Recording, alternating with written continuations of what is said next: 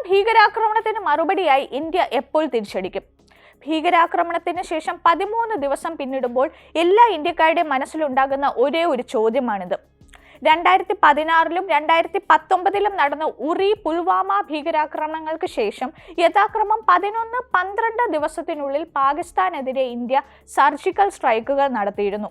പാകിസ്ഥാന് ശക്തമായ മറുപടി നൽകാനുള്ള സമയം ആസന്നമായി എന്നാണ് പ്രധാനമന്ത്രി നരേന്ദ്രമോദിയുടെയും ആഭ്യന്തരമന്ത്രി അമിത്ഷായുടെയും വാക്കുകളിൽ നിന്ന് ലഭിക്കുന്ന സൂചന. ആക്രമണത്തെ തുടർന്ന് രാജ്യത്തെ ജനങ്ങൾക്കിടയിലുണ്ടായ കോപത്തെ തൃപ്തിപ്പെടുത്തേണ്ടതുണ്ട് എന്ന് ഗവൺമെന്റിന്റെ ഉന്നത തലങ്ങളിൽ നിന്ന് അംഗീകരിക്കപ്പെട്ടിട്ടുണ്ട്. എന്നാൽ പൂർണ്ണ തോതിലുള്ള സംഘർഷം ആരംഭിക്കാൻ മോദി ശ്രമിക്കാത്ത സാഹചര്യത്തിൽ അന്തിമ പ്രതികരണത്തിനായി ഇന്ത്യ ഭൂരാഷ്ട്രീയവും ഭൂസാമ്പത്തിക ശാസ്ത്രപരവുമായ കാര്യങ്ങൾ കൂടി പരിഗണിക്കും എന്ന് കണക്കാക്കേണ്ടിയിരിക്കുന്നു. പഹൽഗാം ആക്രമണകാരികളെയും അവരെ പിന്തുണയ്ക്കുന്നവരെയും പിന്തുടരാൻ ഭൂമിയുടെ അറ്റം വരെ പോകുമെന്ന് പറഞ്ഞുകൊണ്ട് ആദ്യം പ്രധാനമന്ത്രി പാകിസ്ഥാനെ പ്രകോപിപ്പിച്ചു. ഏറ്റവും കഠിനമായി തിരിച്ചടിക്കുമെന്നും കുറച്ചു ദിവസങ്ങൾക്ക് ശേഷം അദ്ദേഹം പറഞ്ഞിരുന്നു. തുടർന്ന് 3 സൈനിക മേധാവികൾ, CDS, NSA, പ്രതിരോധ മന്ത്രി എന്നിവരുമായുള്ള പ്രധാനമന്ത്രിയുടെ കൂടിക്കാഴ്ചയുടെ ദൃശ്യങ്ങൾ സർക്കാർ പുറത്തുവിട്ടു.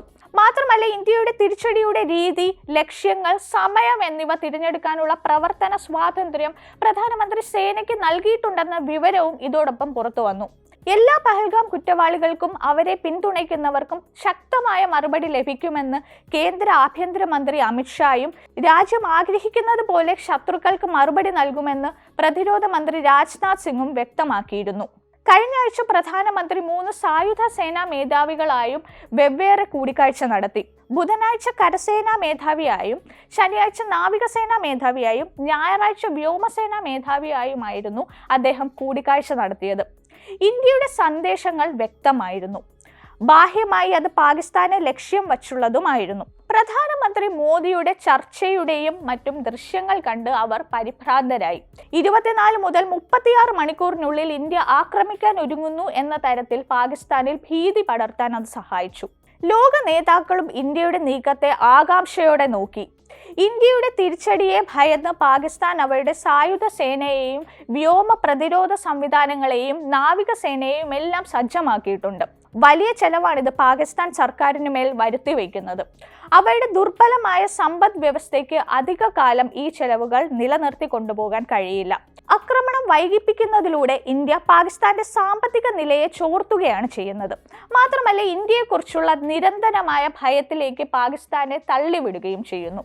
എല്ലാ കാര്യങ്ങൾക്കും സർക്കാർ ജനങ്ങൾക്ക് മുന്നിലുണ്ട് എന്ന് പൗരന്മാർക്ക് ഉറപ്പ് നൽകുന്ന തരത്തിലെ ആന്തരിക സന്ദേശവും ഇതിൽ ഉൾപ്പെടുന്നു.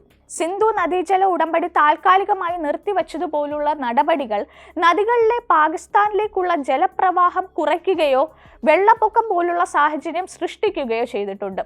ഇത് പാകിസ്ഥാനിലെ കൃഷിക്കും വിളകൾക്കും വിനാശകരമാണ്. പഹൽഗാം ആക്രമണത്തിന്റെ പശ്ചാത്തലത്തിൽ പാകിസ്ഥാനുള്ള ധനസഹായം വെട്ടിക്കുറയ്ക്കാൻ ഇന്ത്യ അന്താരാഷ്ട്ര നാണയ നിധിയെയും FATFനെയും സമീപിച്ചിട്ടുണ്ട്.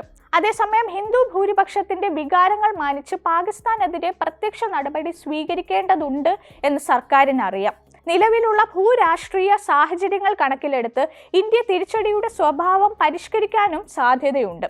ഇന്ത്യയുടെ വളർച്ച കുതിച്ചുയരുന്ന സമയത്താണ് പഹൽഗാം ആക്രമണം ഉണ്ടാകുന്നത്. US-ഉമായുള്ള ഇന്ത്യയുടെ വ്യാപാര കരാർ, US-ന്റെ ഉയർന്ന താരിഫുകൾ കാരണം ആഗോളതലത്തിൽ ചൈന നേരിടുന്ന പ്രതിസന്ധി, ബലൂചിസ്ഥാൻ ആക്രമണത്തിന് ശേഷം പാകിസ്ഥാൻ സൈനിക മേധാവി അസിം മുനീർ സ്വന്തം നാട്ടിൽ കടുത്ത അതൃപ്തി നേരിടുന്ന സമയം എന്നിവയുടെ പശ്ചാത്തലത്തിലാണ് പഹൽഗാം ആക്രമണം നടക്കുന്നത് എന്നും ശ്രദ്ധേയമാണ്. പഹൽഗാം ആക്രമണത്തിന് ദിവസങ്ങൾക്ക് മുമ്പ് അസിം മുനീർ പ്രകോപനപരമായ പ്രസ്താവനയും നടത്തിയിരുന്നു. ചുരുക്കത്തിൽ, ഇന്ത്യയിൽ നിന്ന് ഒരു പ്രകോപനവും പാകിസ്ഥാൻ ഉണ്ടായിട്ടില്ല.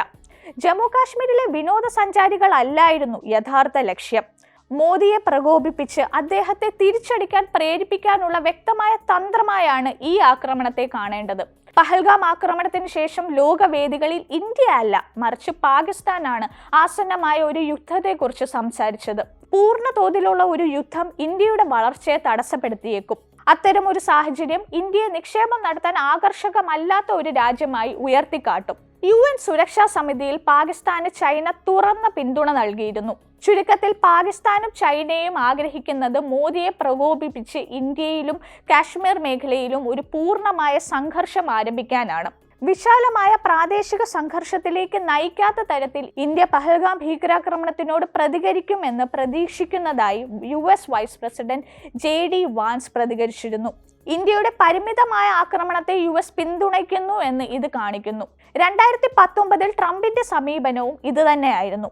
ബാൽക്കോട്ടിലെ ഇന്ത്യയുടെ ആക്രമണത്തെ ഭീകരവിരുദ്ധ നടപടി എന്നാണ് US വിശേഷിപ്പിച്ചത്. പാകിസ്ഥാൻ സ്പോൺസർ ചെയ്യുന്ന ഭീകരത എന്നേക്കുമായി അവസാനിപ്പിക്കാനും പാകിസ്ഥാൻ സൈന്യത്തെയും അതിന്റെ തലവൻ അസീം മുനീറിനെയും പ്രതിക്കൂട്ടിൽ നിർത്താനും ഇന്ത്യ ആഗ്രഹിക്കുന്നു. പക്ഷെ അതിന് സമയമെടുത്തേക്കാം. അതുകൊണ്ട് ശാന്തത പാലിക്കുക, നേതൃത്വത്തെ വിശ്വസിക്കുക. പഹൽഗാമിന് നീതി ലഭിക്കും, ശരിയായ രീതിയിൽ ശരിയായ സമയത്ത്.